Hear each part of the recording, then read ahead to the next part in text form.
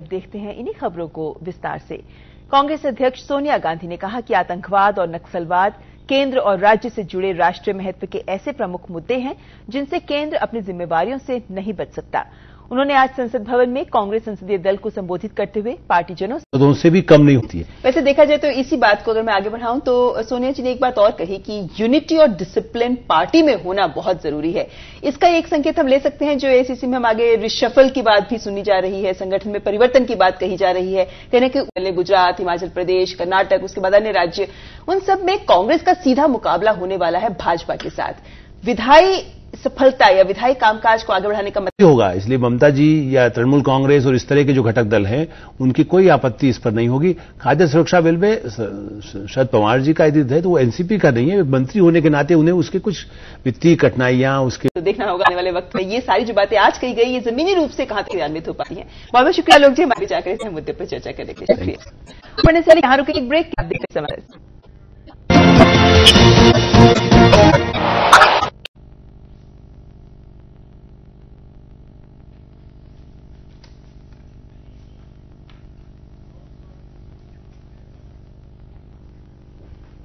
गेहूं की खरीद और जूट बैग उपलब्ध कराने की मांग को लेकर आज लोकसभा की कार्यवाही बाधित हुई।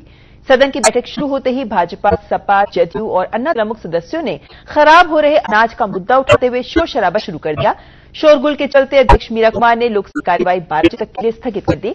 हालांकि उसके बाद दोनों कार्यवाही सुचारू से चली। गेहूं की खरीद और जूट के बोरों को उपलब्ध कराने की मांग को लेकर सभा भाजपा, समाजवादी पार्टी, जनता दल यूनाइटेड, अन्ना का मुद्दा एक बार फिर उठाते हुए कहा कि इससे किसानों को काफी नुकसान पहुंच रहा है। उन्होंने नई दिल्ली में संवाददाताओं से बातचीत के दौरान कहा कि सरकार को इस समस्या का जल्द से जल्द निदान ढूंढना चाहिए। किसान का गेहूं मंडी में पड़ा है। खाद्य और सार्वजनिक वितरण विभाग में संयुक्त सचिव नवीन प्रकाश। नवीन जी, स्वागत है आपका। बहुत अहम बात पे बातचीत होने वाली है आज आपसे कि भंडारण की व्यवस्था हमारे यहाँ इतनी खराब क्यों हो रही है। देखा जाए तो जब भी बम्पर क्रॉप होती है हमारे देश में तो एक ये आशा जगती है, खुशी होती है कि भाई शायद अब महंगाई थोड़ी कम हो जाएगी, लेकिन उसके बाद फिर वही साल दर साल वही सवाल प्रश्न खड़ा हो जाता है कि भंडारण नहीं है और अनाज सड़ गल रहा है। आखिर ऐसा क्यों होता है? हमारा अनाज बम्पर क्रॉप सालों से हो रही है, क्यों अनाज सड़ता है? क्यों हम भंडारण व्यवस्था में नाकाम साबित होते हैं?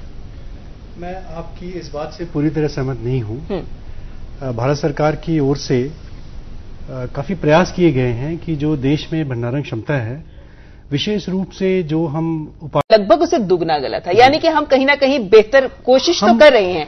लेकिन नवीन जी, यहां पे मैं आपसे ये जानना चाहूंगी, ये बात तो सही है कि ये सब कारण हैं जो आपने गिनाए हैं जिसकी वजह से अनाज सड़ रहा है या हमारे पास भंडारण क्षमता बढ़ाने की जरूरत है, लेकिन एक पूरी व्यवस्था है जिस पर एक सवालिया निशान लग रहा है। एक पूरी व्यवस्था कि हम क्या इतने दशकों में, जैसे फॉर एग्जांपल हम सिलोस की बात करते हैं, हम कहते हैं सिलोस के लिए हम बहुत काम कर रहे हैं, अब हम बनाने लगे हैं सिलोस, लेकिन 1950 के दशक से सिलोस हमारे देश में बने हुए हैं। 1958 में पहला हापुड़ का सिलोस जो बना था, उसे बाद में और बहुत से सिलोस बने हैं, अब भी बन रहे हैं, जिसमें अनाज को बहुत बड़ी तादाद में बहुत 6 महीने से 1 साल तक रख सकते हैं। यानी तकनीक हमारे पास तब से है।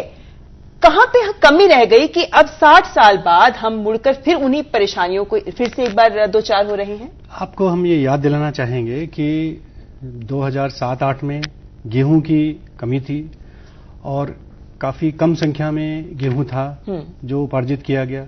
अब ये पिछले 2-3 वर्षों में अचानक पैदावार बढ़ी है तो उपार्जन भी, क्षमता हमारी धीरे धीरे बढ़ रही है, आने वाले सालों में और ज्यादा बढ़ जाएगी। और जो इतनी अच्छी क्रॉप हुई है उसको आगे सही चैनल्स में आगे डिस्ट्रीब्यूट करने की भी कोशिश पूरी तरह से की जा रही है। तो हम यही आशा करते हैं कि आने वाले सालों में ये जो अनाज सड़ रहा है और ये खबरें बार बार मीडिया में आती हैं, ये जरूर पीछे कहीं छूट जाएंगी। चाहूंगा कि ये कुछ थोड़ा सा ज्यादा आता है कि सड़ रहा है, ऐसी बात नहीं है। क्योंकि जब हम ये देखते हैं कि एक और इंसान, जनता भूखे मर रही है और दूसरी अनाज थोड़ा भी सड़ रहा है तो खबरों की संख्या बन जाता है। बिल्कुल भी सहमत नहीं हूं, क्योंकि इतनी बड़ी संख्या में। और कुछ अन्य खबरें। 6 से 14 वर्ष तक के बच्चों को निःशुल्क एवं अनिवार्य शिक्षा के अधिकार आरटीआई कानून में संशोधन के लिए पेश विधेयक को संसद ने आज मंजूरी दी। इसमें मदरसा, वैदिक पाठशाला जैसे अल्पसंख्यक शिक्षा संस्थाओं को आरटीई के दायरे से बाहर करने और सभी तरह की अशक्तता वाले बच्चों को शिक्षा के अधिकार का प्रावधान किया गया है। राज्यसभा इसे पहले ही पारित कर चुकी है। विधेयक पर हुई चर्चा का जवाब देते हुए मानव संसाधन विकास मंत्री कपिल सिब्बल ने कहा कि शिक्षा के अधिकार कानून में संशोधन कर सभी तरह के अशक्त बच्चों को कक्षा में सामान्य बच्चों की तरह शिक्षा प्राप्त करने के अधिकार का प्रावधान है। साथ ही यह भी प्रावधान किया गया है कि ऐसे अशक्त बच्चों और अब ऐसे मामलों में स्कूल प्रबंधन समिति की परामर्शक की भूमिका होगी। जहां तक अनएडेड माइनॉरिटी इंस्टीट्यूशंस हैं, वो इस एक्ट से कवर्ड नहीं है। इस एक्ट से, राइट टू एजुकेशन एक्ट से कवर्ड नहीं है। अरे उसके लागू नहीं, तो we are only talking about right to education, that the conditionalities of this act are not applicable to unaided minority institutions.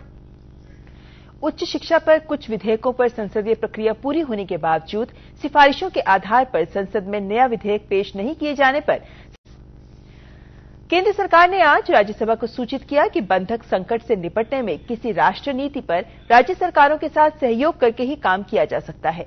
केंद्रीय गृह मंत्री पी चिदम्बरम ने सदन में एक बयान, एयर इंडिया के प्रबंधन ने हड़ताली पायलटों पर कड़ी कार्रवाई करते हुए इंडियन पायलट गिल्ड यानी आईपीजी की मान्यता समाप्त करने के बाद इसके 10 कार्यालयों को सील कर दिया है।